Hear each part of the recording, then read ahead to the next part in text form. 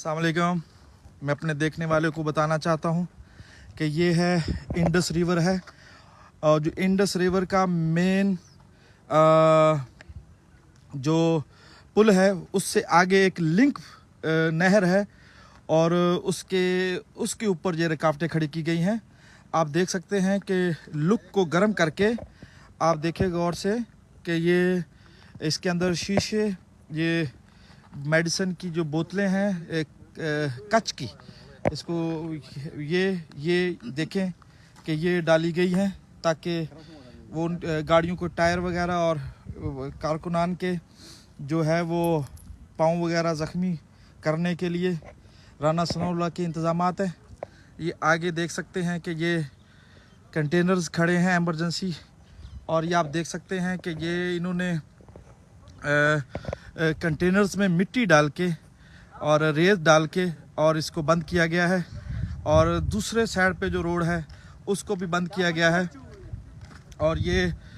खैबर पख्तूनख्वा से पंजाब में इंटर होने की पहली रुकावट है। और देखें यहाँ पे काफ़ी कंटेनर्स, और ये सबसे ख़तरनाक बात है जो पहले कभी रुकावटों में यूज़ नहीं हुई थी, वो ये लुक और उसमें शीशे जो है ये आप देखें कि वो डाले गए हैं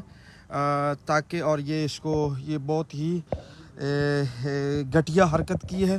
राना सनाउल्लाह ने, और ये एक इंसानियत के ख़िलाफ़ है, और ये एक पुरअमन प्रोटेस्ट है, और उसको ख़ुद ये जो मतनाज़ा बनाने की कोशिश कर रहे हैं। आप देख सकते हैं कि इंतहाई जो है ख़तरनाक ये लुक में शीशे डाले गए हैं, और इंशाअल्लाह खान के सिपाही घबराने वाले नहीं हैं, और टाइगर हमेशा खान के साथ खड़े रहेंगे। और ये इसी तरह दूसरी साइड पे भी ऐसा ही है, और इसी तरह ये जो आपको मैं दिखाता हूँ, ये मिट्टी डाली गई है कंटेनर्स में, और